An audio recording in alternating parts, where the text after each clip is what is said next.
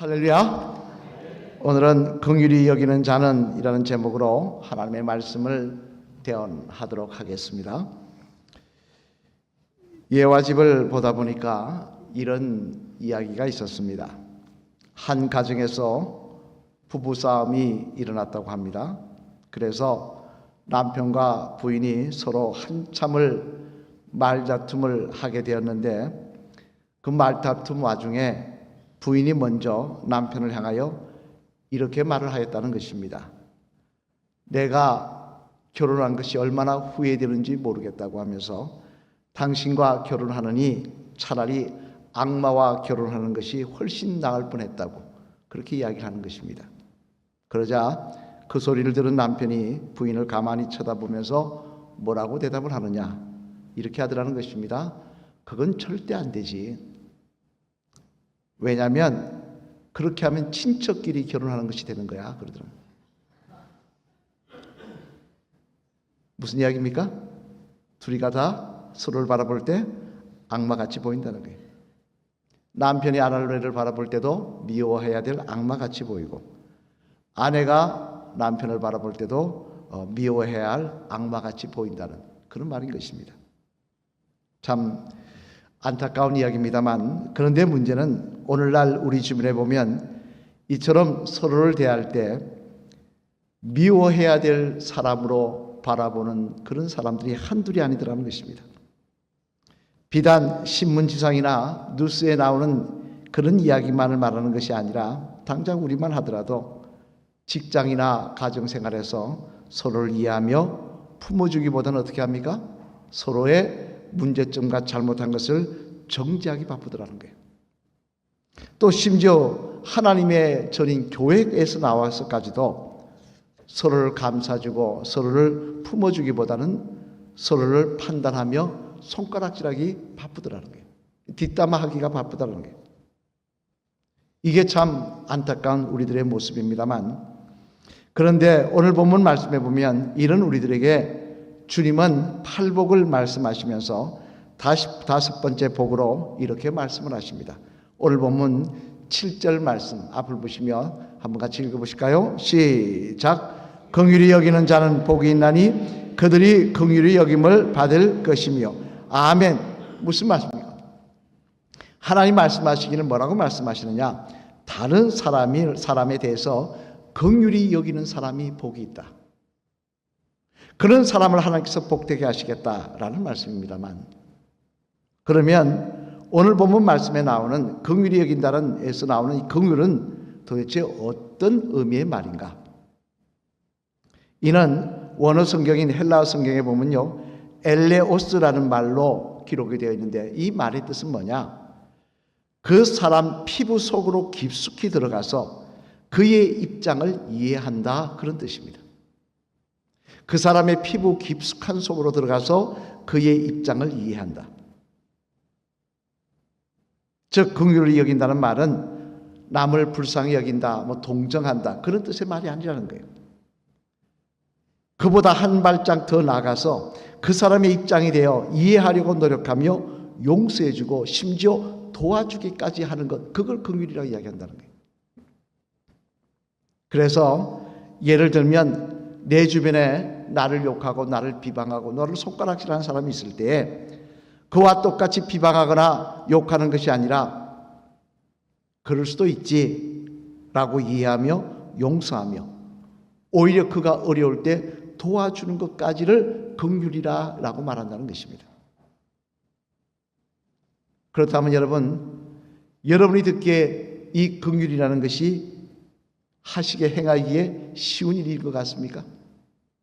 나를 비방하고 나에게 손해를 입힌 사람에게 대해서 똑같이 대응하지 않는 것, 그래 똥이 무서워서 피하냐, 더러워서 피하지, 인간 같지 않은데 상대하지 말지 하고는 상대 안 하는 건 그렇다 치더라도 그런 사람을 이해하려고 노력하며 심지어 그가 어려운 일에 처했을 때 도와주려고 하는 것이 쉬운 일이라는 것입니다.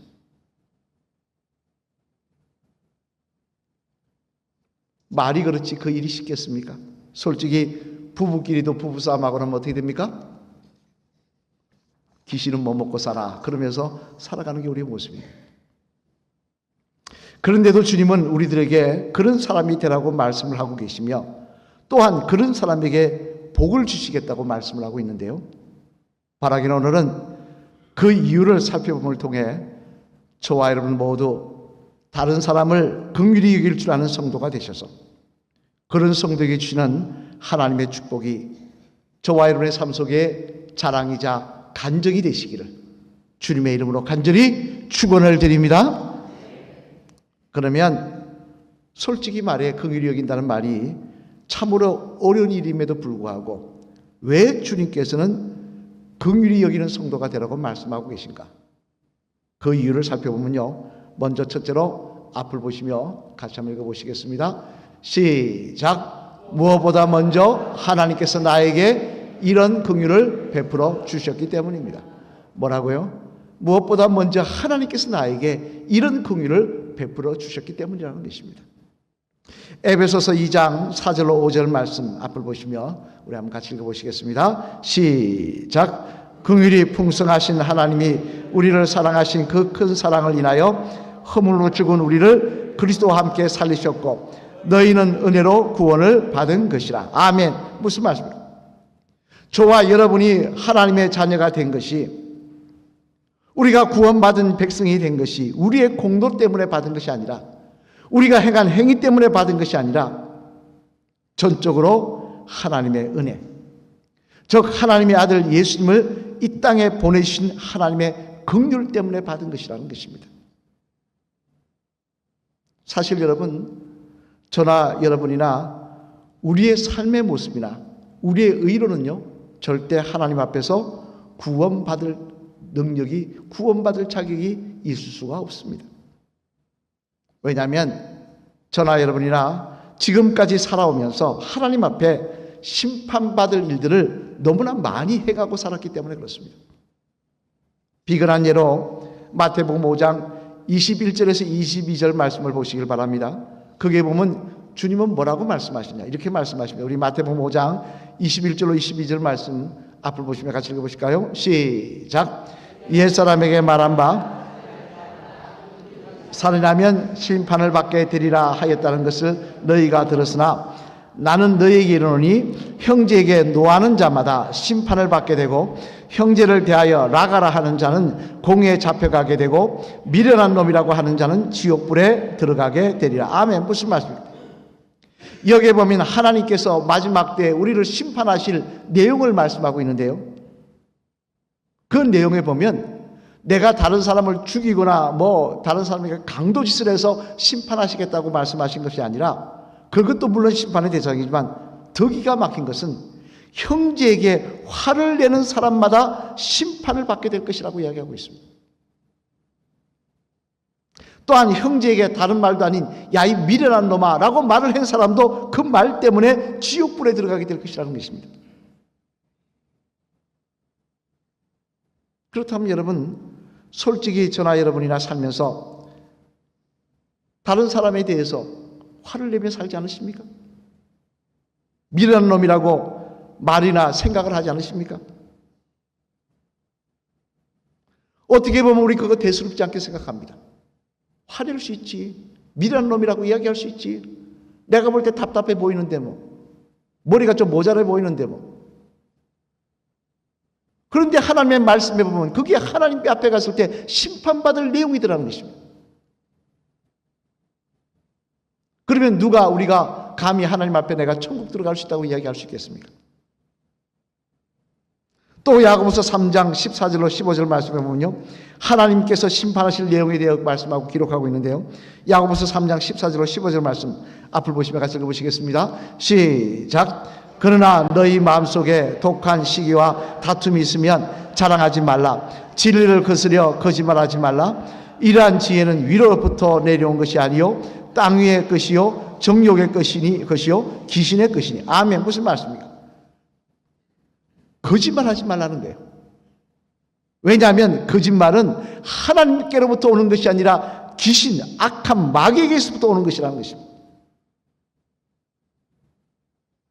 솔직히 여러분, 저나 여러분이나 인생 살면서 거짓말 한 번도 안 하셔도 사셨습니까? 만약 그런 분 있으면 손 한번 들어보시기 바랍니다. 제가 전 재산 틀어서 식사 대접할게요. 저한테 물어보시면 저도 거짓말 하며 살았습니다. 그렇다면 저나 여러분이나 다 하나님의 심판을 피해갈 수 없는 사람들이지 않습니까? 어떻게 우리가 하나님 앞에 가서 천국을 이야기할 수 있는 존재가 될 수 있겠습니까? 하지만 하나님께서는 그런 우리들을 불쌍히 여기시고 긍휼히 여기셔서 하나님의 아들 예수님을 이 땅에 보내주시고 우리의 죄를 대신 지게 해주시더라는 거예요. 그리고는 심판 앞에서 두려워 떨어야 될 우리들이 감히 천국의 소망을 갖게 해주셨다는 것입니다. 그러니 여러분, 이 얼마나 놀라운 일입니까? 이 얼마나 놀라운 하나님의 긍휼이십니까? 우리는 그렇게 하나님 앞에 요구할 아무런 자격이 없는 존재된 말입니다.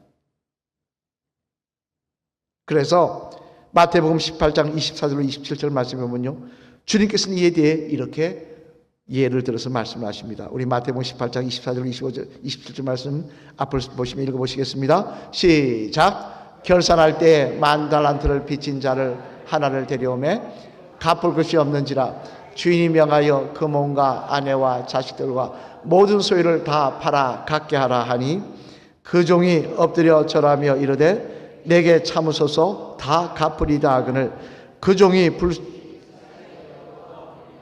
그 빚을 탕감하여 주었더니 아멘. 무슨 말이에요? 10,000달란트라고 이야기합니다. 10,000달란트 빚졌다고 합니다. 10,000달란트가 얼마나 되는 내용인지 아십니까?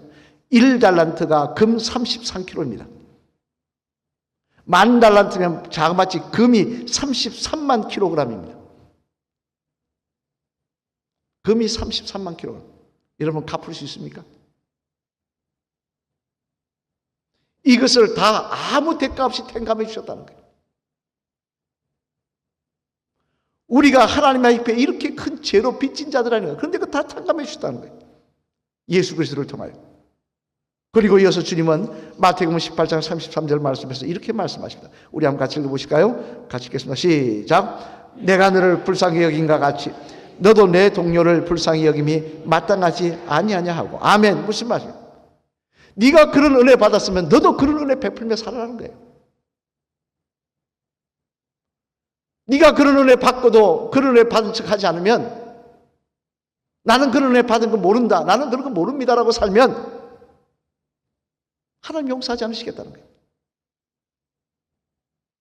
과거에 영국 정치가이자 유토피아라는 유명한 명절전 토마스 무어라는 사람이 있습니다. 한번 볼까요? 이렇게 생겼죠? 그의 일대기에 보면요, 그는 마지막이 목이 잘려 죽습니다. 왜냐하면 그 당시 영국의 왕이었던 헨리 8세가 불법을 행하고 잘못된 결혼을 하고 이런 모습을 보면서 그걸 지적하자, 너 그렇게 까불면 죽는다 해도 끝까지 지적을 하자 잡혀가서 사형언도를 받고 단두대에서 목이 잘려 죽습니다.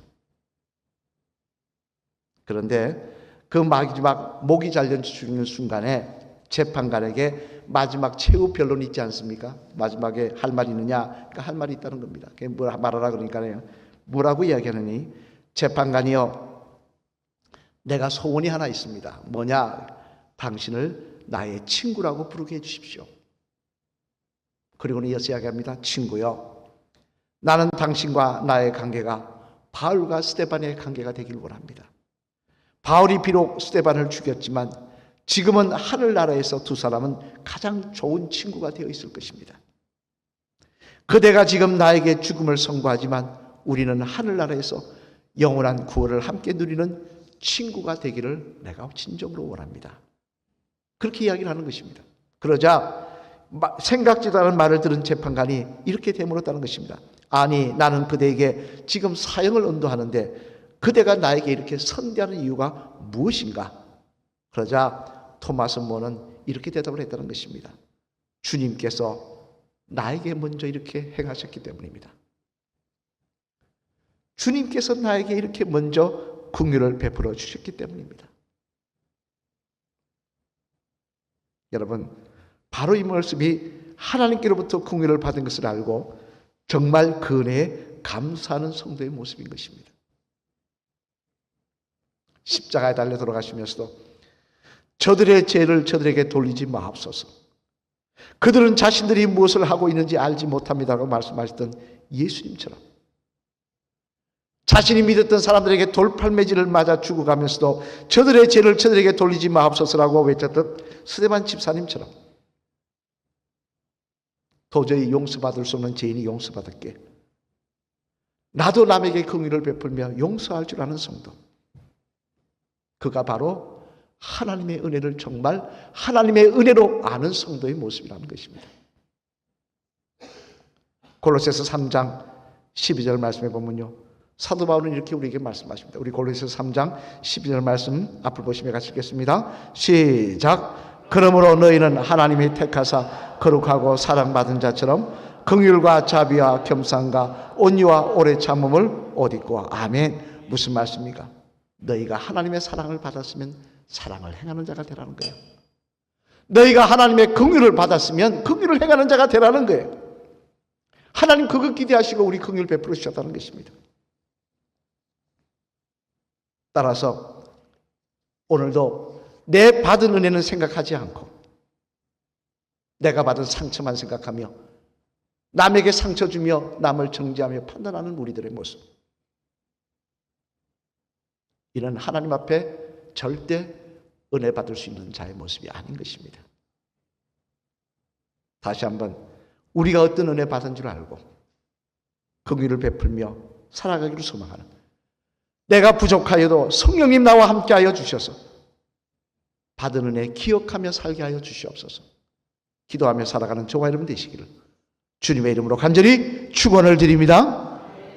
둘째로는 또 왜 긍휼을 행하는 자가 복이 있다고 말씀하시느냐, 같이 물어보시겠습니다. 시작. 저나 여러분이나 우리 모두가 다 아직도 여전히 긍휼을 받아야 할 존재들이기 때문입니다. 또 뭐라고요? 저나 여러분이나 모두가 다 아직도 여전히 긍휼을 받아야 될 존재들이기 때문에 그렇다는 것입니다. 디모데전서 1장 15절 말씀 앞을 보시면 같이 읽으시겠습니다. 시작. 미쁘다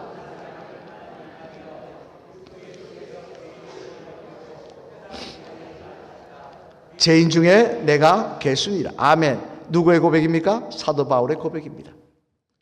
사도 바울이 자기를 볼 때 죄인 중에 내가 괴수로다 라고 고백하고 있는 것입니다만, 그런데 재미난 사실은 여러분이 잘 아시다시피 이 말씀은 사도 바울이 예수님을 믿기 전에, 예수님 믿고 나서 과거의 나를 바라보니 과거에 예수님 안 믿을 때 내가 정말 죄인 중에 괴수였구나, 그런 고백이 아닙니다. 이 고백은 바울이 예수님을 믿고 하나님의 사람으로 살아가다가 순교당하기 얼마 전에 적었던 디모데후서에 적은 말씀입니다.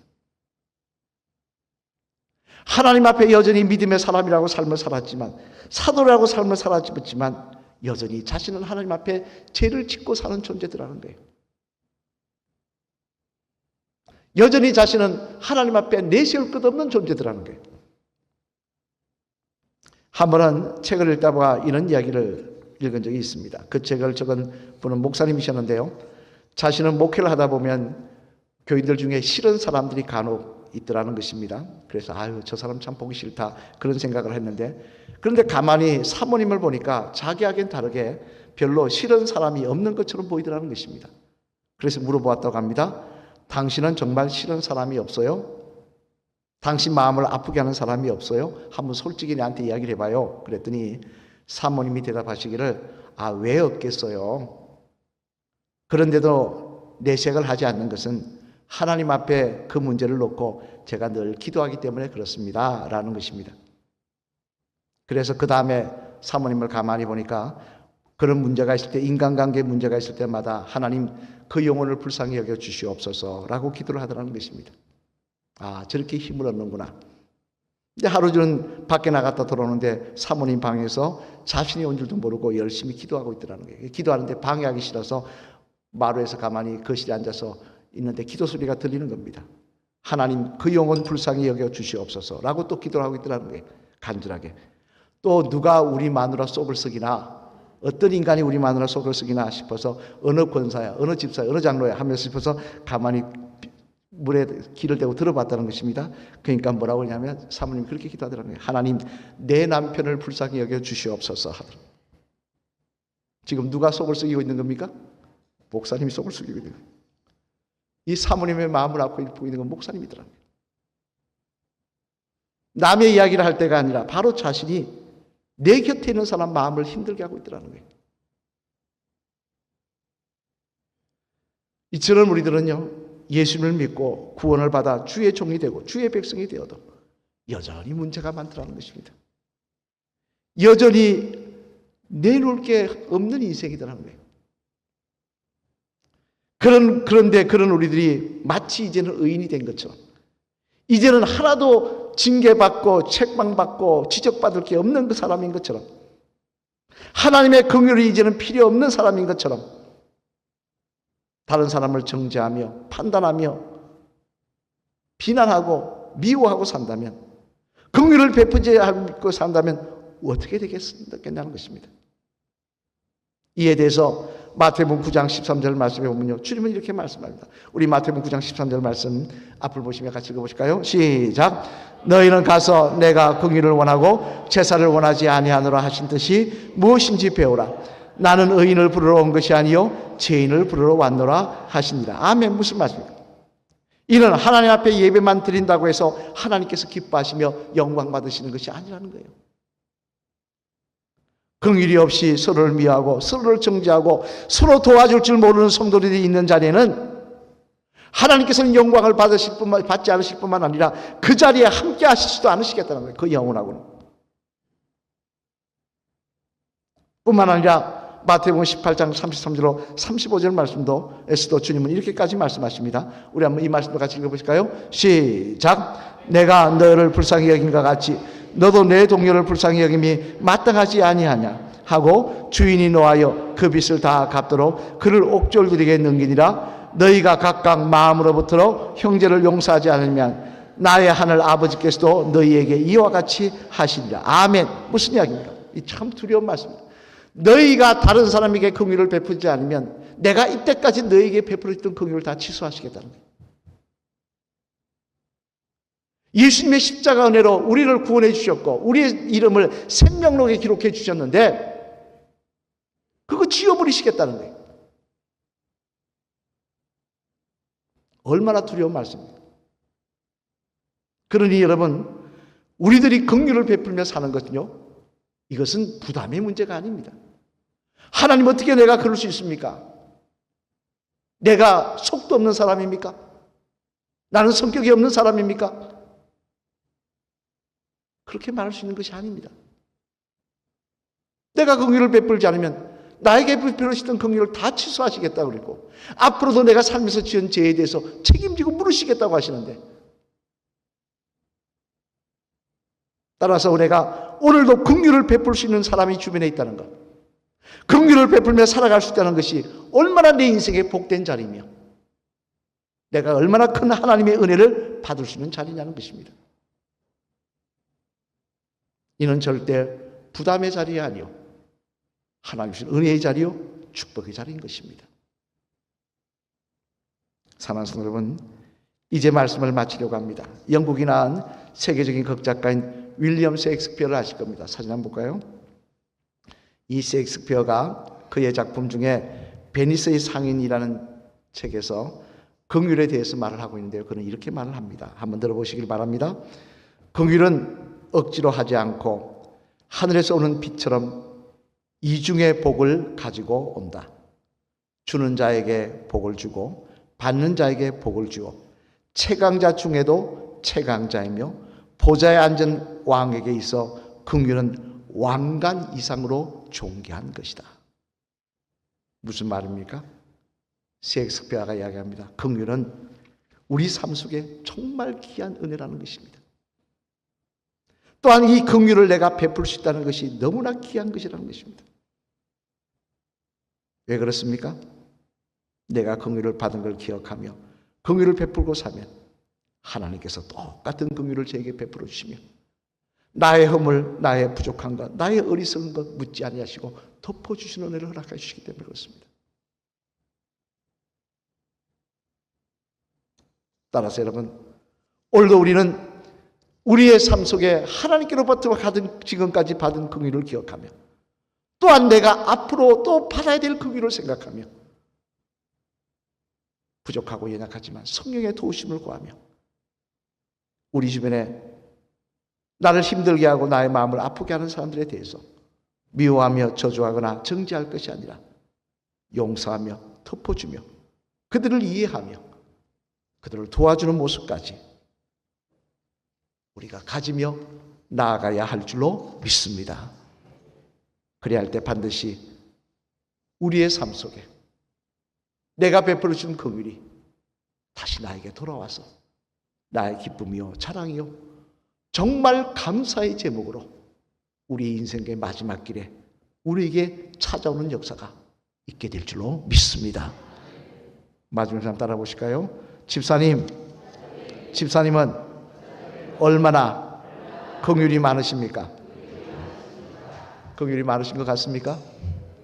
대답은 잘하시는데 따라하기 바라기는 긍휼은 심판을 이기고 자랑한다는 것을 분명히 아시고 긍휼이 많으신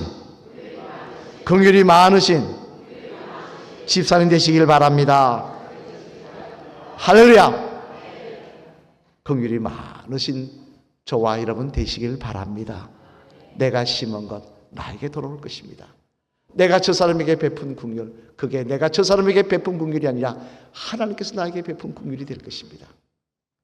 오늘 보면 7절 말씀 다시 한번 읽어보실까요? 시작. 긍휼히 여기지 않은 복이 있나니 그들이 긍휼히 여김을 받을 것이며. 아멘. 내가 베푼 것이 결국 나에게 들어온다는 것입니다. 또 야고보서 2장 13절 말씀 한번 같이 읽어보시겠습니다. 시작. 긍휼을 행하지 아니하는 자에게는 긍휼이 없는 심판이 있으리라. 긍휼은 심판을 이기고 자랑하느니라. 아멘. 긍휼이 없는 자에게는 긍휼이 없는 심판이 있으리라. 긍휼은 심판을 이기고 자랑하느니라.